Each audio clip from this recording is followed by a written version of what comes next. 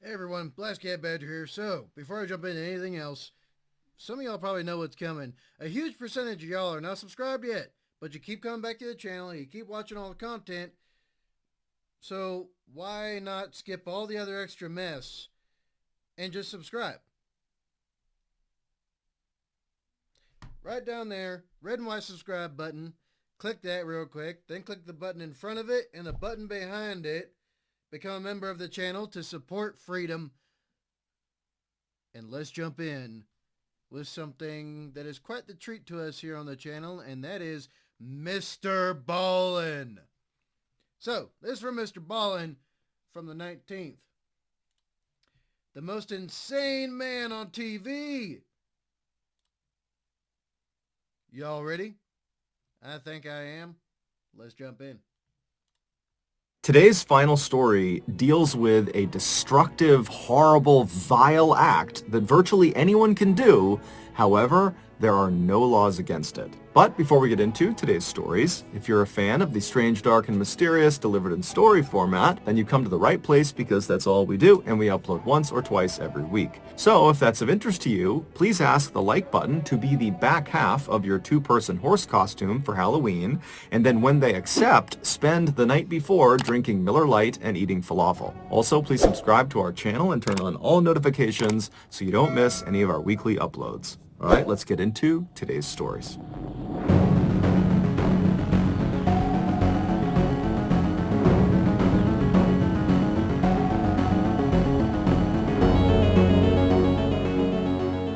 In Love MrBallen's intro. 2007, 60-year-old Michael Dick was living in Bow, East London with his wife and two daughters. While his life was not exactly exciting, it was good. He lived in a quiet and safe neighborhood, and Michael, who used to be a carpenter, was now semi-retired and got to spend the bulk of his time with his friends and family. But that year, something really started to bother him. 10 years prior, Michael had split up with his first wife, and after their divorce was finalized, his ex-wife and the daughter they had together, her name was Lisa, and she was 21 at the time, those two stayed in the family home in Sudbury, England, and Michael moved south about an hour and a half to Bow, East London. The divorce had been quite messy, and so Michael had not only lost touch with his ex-wife, he had also lost touch with Lisa. And so fast forward 10 years back to 2007, and Michael and Lisa had not spoken since the divorce, and Michael found himself suddenly feeling this unbelievable wave of grief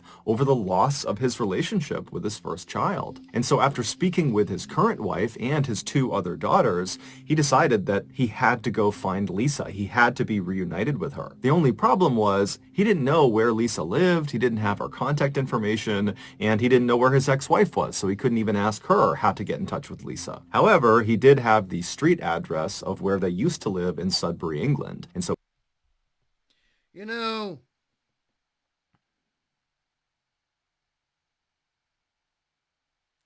why is it lately there's been so many things I've watched that remind me in some ways of my situation? Why is that? Is the universe trying to tell me something? Well, universe, if you're watching and listening, unfortunately, there is Jack and Shiza that I can do about it. So lay off with trying to send me the message of fixing everything, because there ain't nothing to be fixed. Please stop.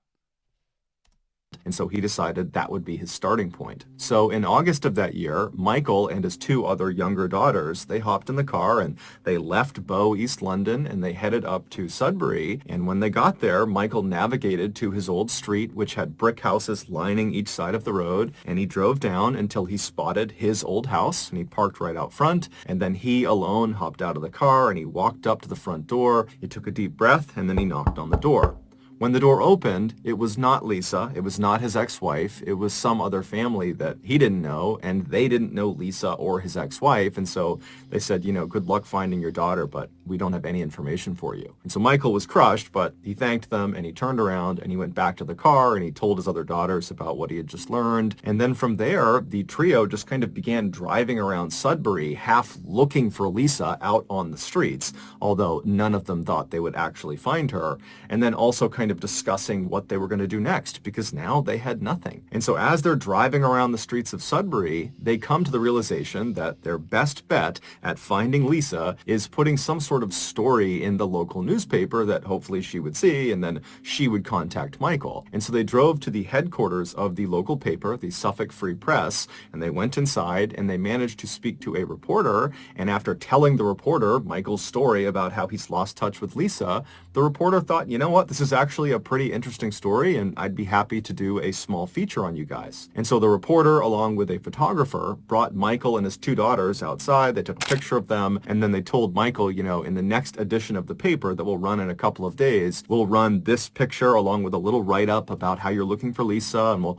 put your contact information in there, and hopefully she sees it and she reaches out to you, and you can be reunited and live happily ever after. And so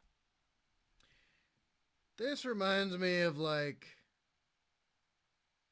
me seeing, oh man, this was on Reddit actually.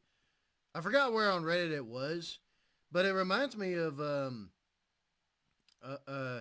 read a story on Reddit where someone had put there was somebody that was separated from their family, and they had put they put something in the newspaper, and then something in Lost Connections somewhere, some site that has a Lost Connections page. And yeah, they did that for some years, and then one day out of the blue, that the person or people that they were looking for found them. And it turns out that the person they were looking for had been looking for them the entire time as well. If I remember correctly,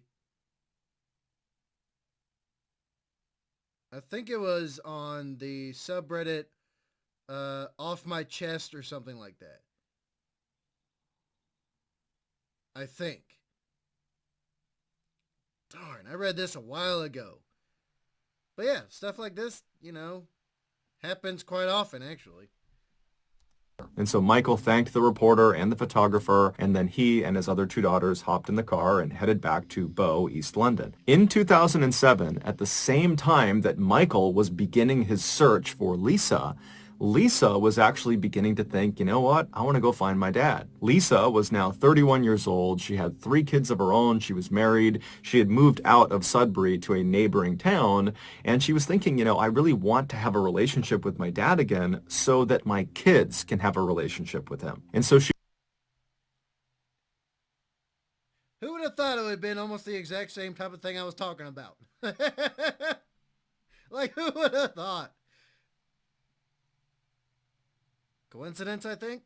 She began speaking with her mother and with friends about how she should go about finding her dad because, like Michael, she didn't have his contact information, she didn't have a phone number, she didn't know anyone who would, and then when she went on social media to look for him, he wasn't on there, and so she was kind of at a loss. Then, one day in August, she was at her office, and she was in the break room, and she saw a copy of the Suffolk Free Press sitting out on the coffee table. So she picked it up, and she began flipping through the pages, and then suddenly she stopped when she saw a picture of herself. She saw her and her mother walking along the streets of Sudbury. She had been in Sudbury just a couple of days ago to talk to her mom about finding her dad and kind of strategies for how to go about doing that. And then Lisa glanced at the caption for this photo, and she nearly fell off of her chair. The man and the 2 girls who were the main focus of this photo that Lisa was in were her father and her two stepsisters. She just didn't recognize them. She just saw herself in the back of this photo. So purely by chance, after being apart for over a decade,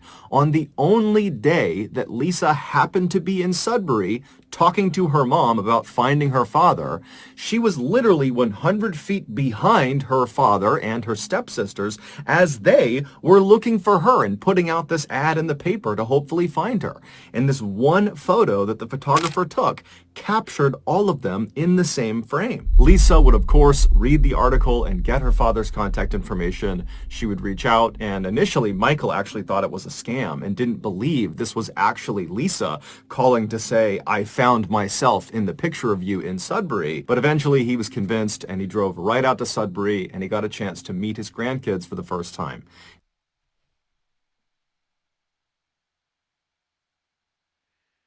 Damn.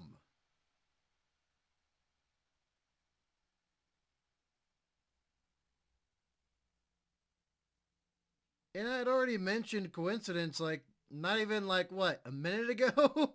Like, Bub, I'm not look, I'm not, I'm not very uh uh damn, coincidence after coincidence.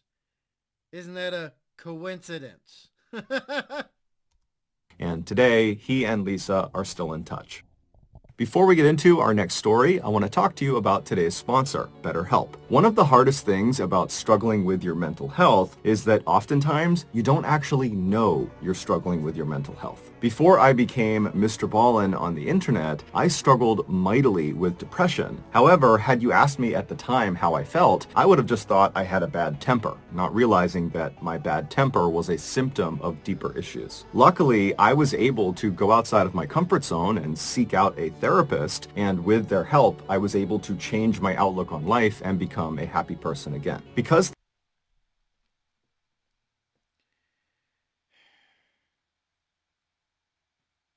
you know,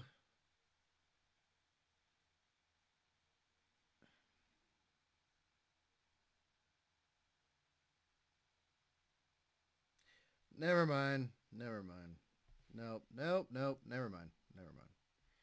Let's just continue on with it. But I think I'm going to skip the ad though. Because therapy has had such a positive impact on my life, I recently partnered with BetterHelp, which is a very highly reviewed online therapy platform that I currently use, and I think it's totally awesome. And so far, the people from our strange, dark, and mysterious community who have also given BetterHelp a shot, they've given us permission to share some of their feedback, and as you can see, it's very positive. BetterHelp is super easy to sign up for and use. You just fill out a questionnaire that assesses your specific needs, and then within 48 hours, you are matched up with your therapist. Then you schedule secure video and phone sessions, plus you can exchange unlimited messages, and anything you share is totally confidential. Also, you can change your therapist at any time for no additional cost. So if you are even considering trying out therapy, I highly recommend BetterHelp as your starting point. If you're interested, make sure you go to betterhelp.com/MrBallen, that is betterhelp.com/MrBallen, to get 10% off your first month. Okay, let's get back to the stories. If I told you to picture the Amazon rainforest in your head, you would likely picture a dense tropical wilderness full of amazing and exotic animals. And you'd be right, that is a good representation of the Amazon rainforest. But what a lot of people don't know is that the Amazon rainforest is also home to a massive city. It's called Manaus, and it sits right in the middle of the Amazon rainforest, right along the Amazon River. And Um, for anyone that wants to travel to the Amazon, be extra careful in Manaus. Be extra careful. That's about all I could tell you. Be extra cautious. You know how I always say, don't compromise on safety and security? Well, make sure you know anything and everything you possibly can know before going there. Have a plan, take somebody with you, and also make certain that you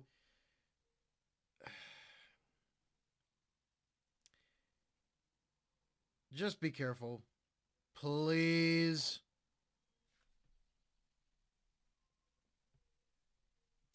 And it happens to be one of the most violent places in the entire world. All it takes in Manaus is simply walking down the wrong street or crossing the wrong person, and you can get shot or stabbed in broad daylight, and there's virtually nothing anyone can do to stop it. In 1989, a 31-year-old former police officer named Wallace Souza decided to make a TV show about what it was actually like to live in his hometown of Manaus. And unlike other crime shows in Brazil that often censored out the most graphic content they covered, Wallace decided he wasn't going to do that. He wanted to expose the harsh reality of life in Manaus, and he felt like the only way to do that was to show everything. And so that year, he launched this show, which he called Canal Livre, which translates roughly to free channel. And true to form, there was no filter on what went on the air. And so this show was shocking. Viewers were given a front row seat to freshly murdered victims that are lying out in the road and slumped over chairs in restaurants and behind steering wheels, and the cameraman would zoom in on their fatal injuries, and they would zoom in on the faces of these people that have just died. Every gratuitous detail, every blood spatter, every grieving family member of the victim who's crying out in pain, all of it was shown on this TV show. And then in between these very dark and violent segments about gang killings and drug deals gone wrong, Canal Livre also had a much lighter side.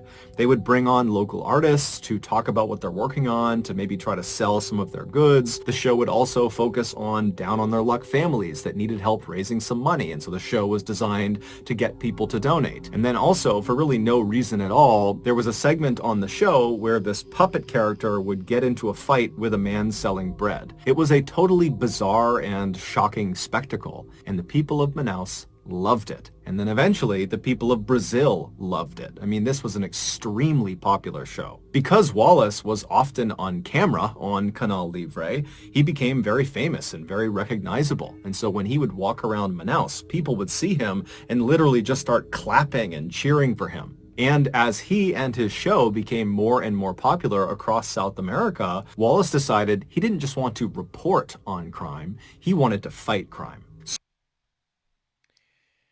And he ended up with a very big, giant target on his back and his chest. Unfortunately. On air, Wallace began berating the government for not being able to protect its citizens, and he berated the police for not being able to catch the criminals. And then off the air, Wallace campaigned for and was elected to political office in Manaus, where he continued to push hard to reduce crime in the city. And so it wasn't long before Wallace went from just being a relatively well-known TV host to being one of the most beloved and influential and trustworthy people in all of Brazil. However, over the years, there was one strange thing about his show, Canal Livre, that people just couldn't wrap their heads around. This oddity was most obvious in a now famous episode of Canal Livre that aired sometime in the mid-2000s. This episode opens with a Canal Livre reporter making their way through a jungle, and there's a cameraman filming them from behind. And this reporter, they're very carefully walking through, kind of pushing branches out of the way and high-stepping over all the underbrush. And then at some point up ahead, you see there is a clearing, and there is a third person standing in this clearing, and they're clearly looking straight down at something on the ground that we can't see. But this third person is very occupied with whatever is on the ground. And so eventually, this reporter makes their way through the jungle into this clearing, and then as soon as the cameraman gets into the clearing as well, he looks down at what is on the ground. And what you see is what appears to be a log that has previously been lit on fire because it's still smoking and it's black and it's charred. But as the cameraman zooms in, you see there are hands on this log. So you realize it's not a log, it's a human being who's obviously deceased. And based on how badly charred they are and how much they're still smoking, you realize very quickly that this person must have been on fire very recently as probably just a couple of minutes ago. Like right before the camera got here, this person was on fire. And so as you're kind of seeing this shocking image, the reporter suddenly talks about this person like he knows all the details of them already. He says, this person, it's a man, and they were not shot to death. They were doused with gasoline and burned alive. But at this point, the police had not come out. They had not seen this dead person yet. And so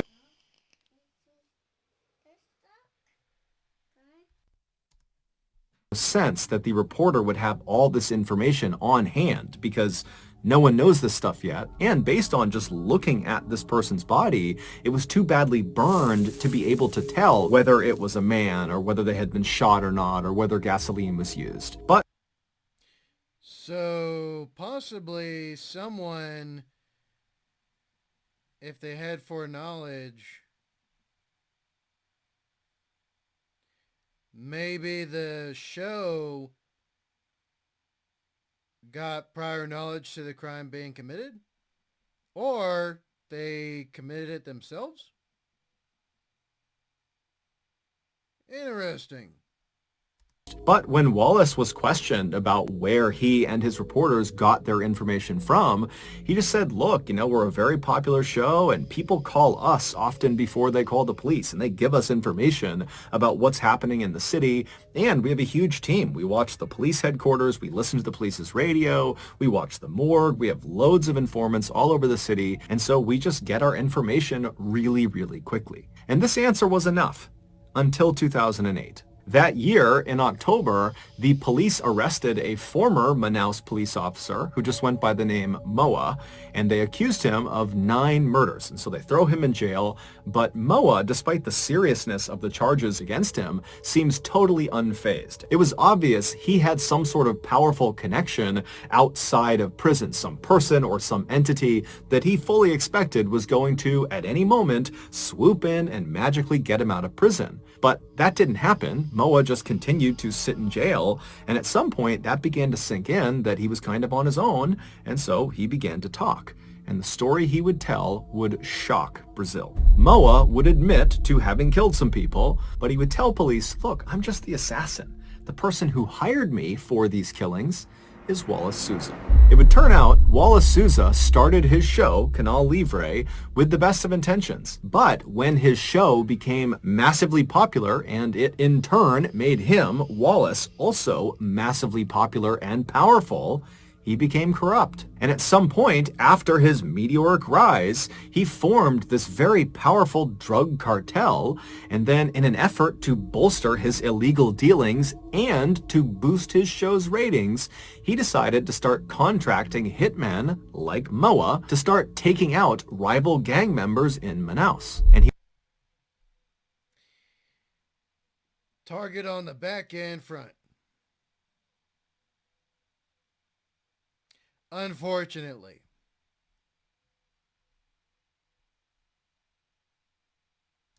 And he would tell the hitman how he wanted them killed and where he wanted them killed and at what time. And then after the hitman agreed to do this, he, Wallace, would go tell his camera crews exactly where to go and at what time so that they would be arriving at the murder scene literally right as it was happening or right afterwards, allowing them the opportunity to get all the gory footage before anybody else. It would take the police a year to finally compile enough evidence to charge Wallace with murder, but they would do it in October of 2009, and eventually Wallace would turn himself in. However, he denied everything. And then before he went to trial, he would die of a heart attack in prison. And so we never actually got to learn the full extent of what exactly Wallace Souza had done, how many people he had assassinated, and how many of them were shown on his TV show. But we do know that at least 3 of his assassination victims were shown on his TV show, one of them being the person that was found out in the jungle. They really were a man. They really had not been shot. They had been burned alive with gasoline at Wallace's discretion. But in the end, the person who paid the highest price for the Canal Livre killings was Moa, the hitman who blew the whistle on what was going on with the show. On New Year's Day in 2017, a crime syndicate overran the prison where Moa was being held. Now, they had lots of targets of people they were going there to kill, and one of them was Moa. They were furious with him that he spoke to police and gave up information about the drug trade in Brazil. And so eventually, this angry mob of gangsters made their way over to Moa's cell, and when they found him, he was pressed up against the back of his cell wall, basically as far away from the bars as he possibly could be, and he began pleading for his life, and this horde was not having it. They were only there to kill him. And so they all have machetes and knives, and they're looking at him through the bars, and they say, we're going to come in there, we're going to cut you to pieces. And so then they start banging on the door, they're trying to hack the lock open, and Moa, he can't do anything. All he can do is kind of just keep himself all the way to the back of the cell and hope they don't get in. And eventually, they can't open the door, and they know it. And so they do the next best thing. They reach through the bars with a lighter and they light Moa's mattress on fire. And so Moa was trapped. He had nowhere to go, and so eventually the fire reached him and he burned alive.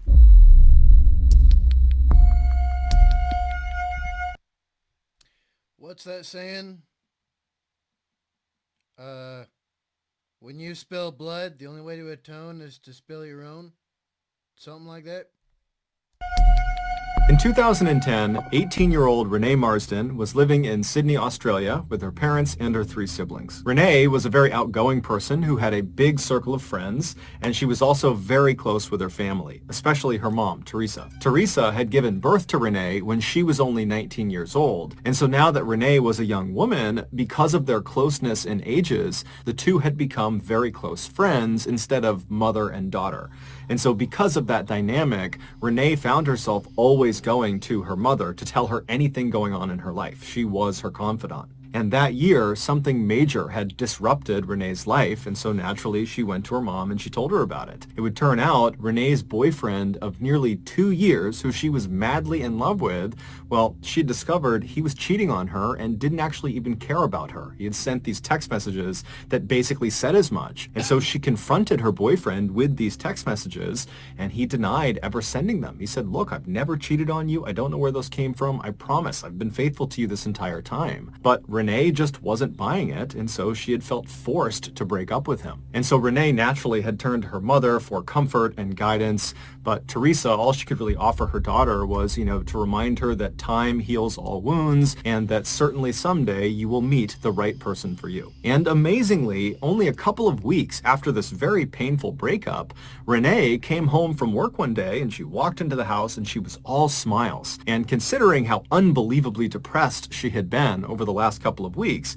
this really stood out. And so when her mom saw her smiling and radiating happiness, she rushed over to her and said, "What's gotten into you? Why are you in such a good mood?" And Renee would tell her that, "Actually, I've met another guy." And so Teresa said, "Who? Who did you meet? Who is this person?" And she would tell her mom that his name is Braden Spiteri. He was 23 years old, and he was a graduate of the King's School, which is a really prestigious boys' school in Sydney. And his father was this really successful business person who owned this big construction company that he was set to inherit later on. And so she was just raving about how amazing this guy was. And Teresa was really happy. If nothing else, this was a very good distraction for her. And so she asked her daughter at some point, "How'd you meet this guy?" And Renee would tell her that Camilla had introduced them. Camilla Zaidan was Renee's best friend. They had met in high school. And Renee would explain to her mother that Braden was actually Camilla's ex-boyfriend, but they hadn't dated in a really long time, and there was no feelings between them. They were just friends at this point. And apparently, after Renee had this really painful breakup, Camilla had just felt bad for her, and so she had gone out and found the best possible match for Renee, which in her mind was this guy Braden. Teresa knew Camilla really well because she was always over the house. Why? Alarm bells are going off in my head right now. A lot of alarm bells are going off in my head right now. So her friend hooked her up with her ex-boyfriend. I,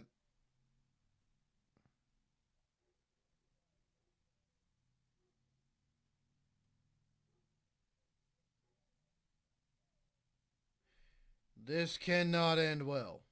And she knew Teresa's intentions must have been good, but she's thinking to herself, this is bad news. You don't want to have best friends, one dating the ex-boyfriend of the other. It's just bad news waiting to happen. And so Teresa couldn't even help herself, and she says to her daughter, do you really think it's a good idea to be dating Camilla's ex-boyfriend? But Renee would tell her mom, look, Camilla was totally upfront with me. She just wants me to be happy. She thinks Brayden is a good match for me. They don't have feelings anymore, not at all. She's totally in support.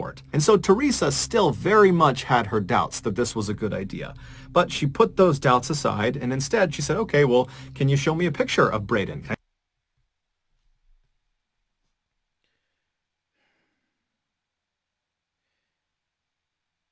Quite honestly, maybe this is just from my recent personal experience. Quite honestly, if there's been any meaningful connection between people, like a relationship, like a deep relationship, there's always going to be some kind of feelings. Always. And that's just from my experience.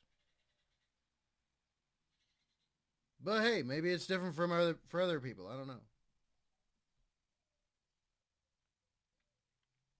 Can I see what he looks like? And so Renee pulls out her phone and she finds a picture of Brayden and she shows it to her mom. And right away, her mom is looking at this picture and seeing that Brayden is a very handsome guy, big bright smile. But she sees in this picture, Camilla is very clearly laying on his shoulder like she is his girlfriend. And so again, Teresa's thinking to herself, this is not good. Someone is going to get hurt. But over the next couple of weeks and months, Renee and Brayden texted each other all the time. I mean, Renee had her phone out basically 24/7 talking to Brayden. The pair had made plans to meet up and see each other in person for the first time on several different occasions, but every single time they were set to go meet, one of them would have a conflict that would make it impossible to have this face-to-face meeting. And so before long, when they just could not get a meeting established, they kind of stopped trying to have face-to-face meetings. It was almost like they had built this really strong, flourishing relationship all via their phones, and it just was getting more and more awkward to actually go out and see each other in real life. It was just more comfortable doing it all on their phones.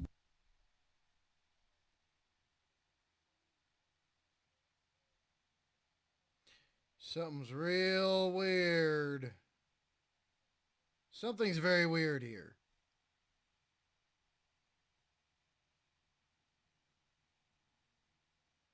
I really can't place it though.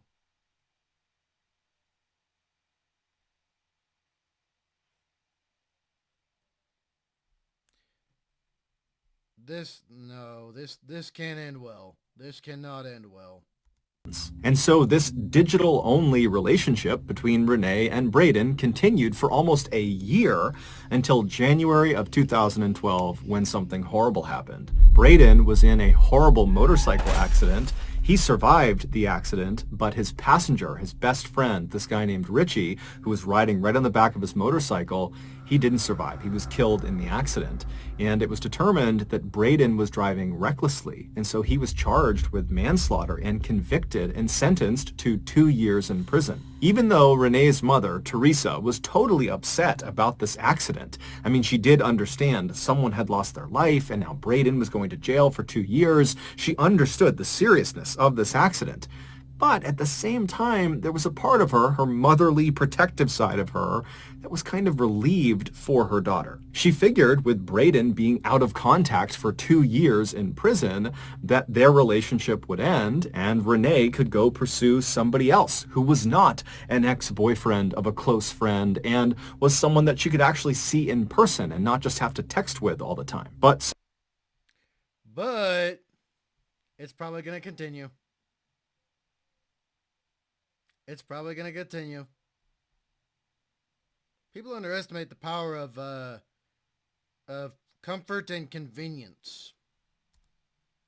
After Braden was transferred to Goulburn Prison, which is where he'd be serving his 2-year sentence, it's located about 2 hours to the south of Sydney, his family smuggled a phone somehow into this jail, and he was able to continue texting with Renee. And so after he was incarcerated, they just picked up their relationship like nothing had changed. Now, Renee's family did not like this development, and they told her as much. They thought this was a bad idea, that this was the wrong path for her, but Renee didn't care. She was totally in love. And in fact, over the first couple of weeks that he was in Goulburn Prison, their relationship only intensified. They actually agreed to get married as soon as he was released at the end of 2013. And in fact, Renee had already begun making wedding preparations. She had gone on eBay and found this beautiful tiara she would wear on her wedding day, and she had contracted a wedding photographer, and she had even contacted the Greek consulate to ask if it would be okay if Braden were allowed to enter their country, because they were planning to have their honeymoon in Greece, and Braden was going to be a convicted felon, and so she needed permission for him. But in August of 2013, just 2 months before Braden's expected release date, something changed. Renee's mother, Teresa, got a text message from Braden, something she had never gotten before, and it said, "You need to check on your daughter. She's talking about killing herself." And so Teresa is totally taken aback by this message, and she goes right into Renee's bedroom where she is sitting on her bed, and her mother sits down next to her and says, "Honey, are you okay? What's going on?" And Renee would look up at her mom and say, "Yeah, I'm fine. What's going on with you?" And then Teresa would hold out the phone and show her the text message from Braden, and as soon as Renee saw it, she kind of sighed and looked at her mom and said, "I'm not going to hurt myself. We just broke up. Our relationship is over." Teresa knew this was going to be an extremely hard stretch of time for her daughter with another painful breakup here, but at the same time, Teresa thought to herself, this is probably for the best. That relationship just had bad news written all over it from the start, and so now she can begin to heal and move forward with her life. And so Teresa and Renee would sit in the room for a while just chatting on the bed, and then eventually Renee would tell her mom that her plans that night were to go out with her friends and cut loose and kind of just forget about this whole thing. And so Teresa sat in her bedroom on her bed as her daughter stood in front of the mirror and got ready, and then once Renee was ready, she and her mom hugged and kissed, and then Renee told her mom she'd be back soon, and then she left the house. A few hours later, Teresa received a text message from her daughter, and it started with, "Mom, I love you so much, and I'm sorry for the pain I'm about to cause you. You can still talk to me though, just call out my name and I'll be there." Teresa read this message and didn't really know what to make of it. She knew her daughter was almost certainly very upset about this breakup, but she didn't really understand the context of this message, and so she called her daughter. She didn't pick up, so she called her again, and after that second time her daughter didn't answer, she sent her a text message that just said, "Please call me back." But she sat there kind of waiting for her daughter's call, but it never came. And so Teresa, starting to feel a little bit worried about her daughter, she called Camilla and she asked her, "Hey, have you talked to Renee tonight? Because I can't get in touch with her." And Camilla would tell Teresa that actually, yeah, I just got a very strange text message from her that just said, "I love you, I'm sorry." And so at this point, the two women understood that there could be something very wrong with Renee, and so they met up and drove all around Sydney, going to all the places that Renee was known to go to. But after several hours of looking and not hearing back from Renee, they really didn't know what to do. And so the two women drove back to Teresa's house, so Renee's house, and they went inside and they sat down, and at that point, Teresa's husband and the rest of Renee's siblings, they were all there, and everyone's just kind of sitting around wondering what to do next, when around 9:30 at night, they heard a knock on the door. And it was the police coming to inform them that they had found Renee's car parked in an area that it shouldn't have been, but Renee wasn't there. And so they were coming to ask if they knew where she was and why her car might be out there. And so at this point, the family is totally terrified. They tell the police about these strange text messages, and then before long, the parents just rush outside, they hop in their cars, and they drive out to where their daughter's car is. And where Renee's car was parked was in an area called The Gap. It basically was this sheer cliff overlooking the ocean. The parents got out and they searched their daughter's car, but there was no sign of where she had gone based on the car, and so they began running up and down the cliffs. There was a sidewalk that kind of ran parallel to the edge of the cliff, and they're running up and down, hoping they're going to find their daughter, but there's no sign of her. And then at some point, Teresa climbed up to one of the highest points of the cliff, and when she got up there, she found her daughter's black flat shoes, and they were placed neatly together on the ground right in front of the fence that was there to prevent people from getting too close to the edge of the cliff. But But that fence was not high enough. Bub.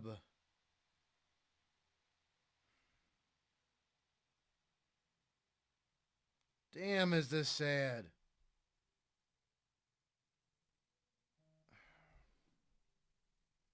But what can you do? What can you do? Honestly. An extensive search that night, they couldn't find any sign of Renee. She was nowhere to be found. However, the police would discover the following day that there was actually a camera that was looking at that section of the cliffs. And so they reviewed this footage and they found Renee. They saw what happened to her. And in this camera footage, you see Renee walking up the trail in the middle of the night, and she stops and she takes off her shoes and she puts them down, and then she hops over that fence. Now, the fence was not right up against the very edge of the cliff. It was set back maybe 3 or 4 feet. And so she hops over the fence, and then she steps very carefully to the edge of the cliff, and she kind of peeks over the edge and then looks visibly terrified, and she moves backwards a few steps until her back is pressed up against the fence. And then she pulls out her phone and she sends 3 text messages. One was to her mother, which is the text about how she loved her and she was sorry for the pain she was going to cause her. And then the other 2 text messages were to Camilla and also to Braden. However, to this day, we don't actually know what either of those text messages said. And then after sending these 3 text messages, Renee takes her phone and she throws it off the cliff into the water. And then she sat down and began kind of shimmying herself forward towards the edge. Now, the camera did not actually pick her up falling off the cliff, but it's assumed when she went out of frame that she had fallen off the cliff to her death. Her body would never be recovered. Renee's death was ruled a suicide. However, her family, in addition to being totally devastated by this horrible loss, they felt totally confused. They had no idea why this had happened, but they were certain it had to have something to do with this recent breakup with Braden Spiteri. And so they tried to get in touch with Braden, but he wasn't getting back in touch with them. And so the family contacted the police and said, can you reach out to the prison where he is and set up a meeting? And so the police obliged them and they called Goulburn Prison. And when they spoke to the prison, they said, who? Braden who? Yeah, we don't have a Braden Spiteri here. We never have. And the reason was, Braden Spiteri wasn't real. Renee's friend, Camilla, had made him up. He was a fictitious person. That picture of Braden Spiteri where Camilla is laying on his shoulder, that was just some random person she had met in a club. Camilla had always been very possessive of Renee ever since they had met in high school, and at some point, she had just decided that she wanted even more control over Renee. And so the first thing she did is she convinced Renee that her earlier boyfriend, the one she'd been dating for 2 years before Braden, she convinced Renee that he had been cheating on her the whole time, he was unfaithful, that he didn't love her, and then she had created those text messages and given them to Renee and convinced Renee that that was something he had said, and before long, Renee totally believed it. She approached her boyfriend, he denied it, but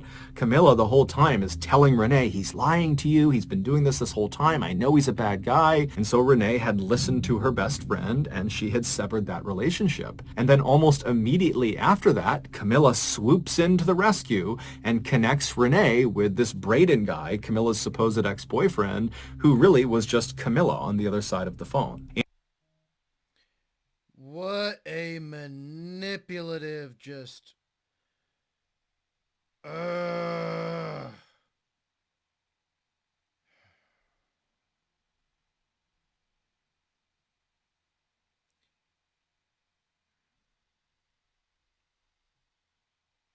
What a manipulative person. These people exist, y'all. They're not just stories. They exist. Be safe. And for nearly 2 years, Camilla kept this charade up. And Renee completely believed this was a real person, that Braden was her boyfriend. She loved him. And eventually, in June of 2013, so 2 months before Renee died, she confided in Braden, aka Camilla, that her friend Camilla was toxic and mean and controlling, and she didn't want to be her friend anymore. And so Camilla, she's reading this and she's furious. And so she decides the only way to get revenge on Renee and regain control of her is to have Braden break up with her. And so 2 months later, on August 5th, 2013, so on the day that Renee died, she was out to lunch at around 1 p.m. with a coworker when she gets a text message from Braden that just kind of comes out of the blue, and it says, "I need a break from you." Now, this is around the time that they're planning their wedding. And so Renee is totally heartbroken, and she's trying to get in touch with him and call him. He's not picking up. And then fast forward to about 2:45 p.m. that afternoon, we know Renee called Goulburn Prison. It was the first time she had done that. Now, we don't know who she spoke to or what they actually talked about, but it's nearly guaranteed that she learned Braden Spiteri was not being held there. And so almost certainly she would have realized that Braden is either not real or Braden had been lying to her in such a huge way that the relationship could never work. And so no matter what, this chapter of her life was totally over. And so later that day, when she was sitting on her bed in her bedroom and her mom came in and she asked her how she was doing, it's very likely that Renee was devastated. She was crushed and probably kind of embarrassed about how badly she had just been duped by this Braden person, whoever that was. And so even though normally Renee would tell her mother everything, her mother was her confidant, she loved her mother, it was like she just couldn't bring herself to discuss what was happening to her. It was just so enormous, it was so overwhelming that she hid it from her mother. And instead, she just got dressed up, said goodbye to her mom, and then she headed out to the cliffs. No charges were ever brought against Camilla because catfishing, which is exactly what she was doing, which is using a fictitious online persona to lure people into relationships, well, that's not considered a crime in Australia. And Camilla, despite being pressed by the police and Renee's family, has never taken responsibility for this and has never apologized. So that's going to do it, guys. If you got something out of today's What an evil, manipulative C word.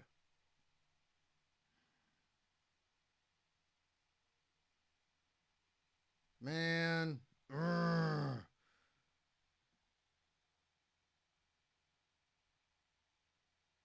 If I was her father, I'd be like,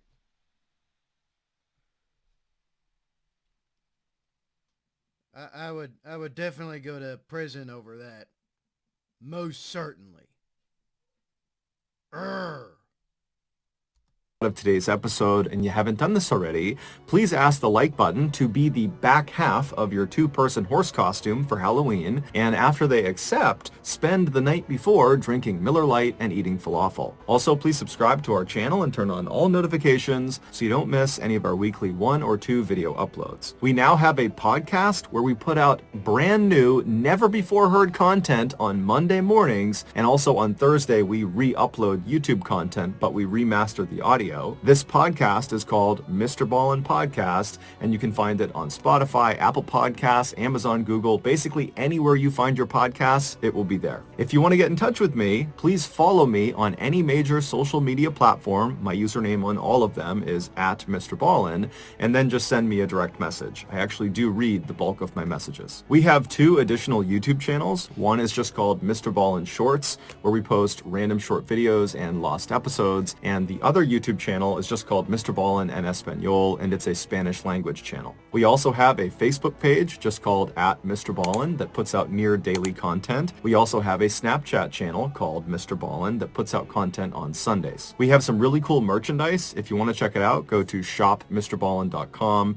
and if you have a story suggestion, please submit it to our subreddit just called MrBallen. It's linked in the description below. So whether I see you on Instagram, Twitter, TikTok, Reddit, YouTube, Facebook, other YouTube channels, podcasts, wherever, just know that I really appreciate your support. And until next time, that's going to do it. See ya. All right. There we have it, folks. There we have it. MrBallen, the most insane man on TV. Bub. Bub.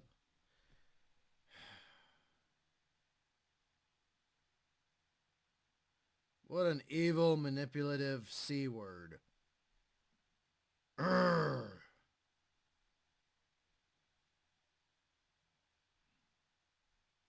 Be safe, y'all. Be safe. Okay? Don't ever put 100% trust and faith in anyone. Seriously, not in anyone. Have your doubts always. Anyway, what do y'all think? What do y'all think? Y'all let me know in the comments. Alright, y'all know what time it is. You like MrBallen? You like me, maybe? You like my reactions to things? And please, like, share, comment, and subscribe. Then hit the royal subscribe button called the notification bell so you actually get videos when I post them up. Jump into the Discord. The link will be in the description box down below. Or you could just search up Discord and then look up Blast Cat Badger on Discord. There's only one, and it's always going to be the right one. So jump in there if you want to do direct requests of me and you want to get directly in touch with me or get updated on all the latest and greatest thingamajigginers ever that I ever do. So, be good. Seriously, be good. Don't be that toxic, possessive friend. Be safe. Don't compromise your safety and security. Not for nothing. Not for nothing. If you live in a place or you work in a place that makes you compromise safety and security, or you know people that make you do that kind of thing, then leave that place, quit that job, get rid of that person, because none of that is worth your life. And make a good life for yourselves. We don't know what's going to happen in the next, week, month, year. So make the best of it that you can right now. That being said, I will see y'all in the next one. Oh yeah, before I forget, I also have a Twitch channel where I go and play games when I'm trying to relax and, just escape reality in its entirety.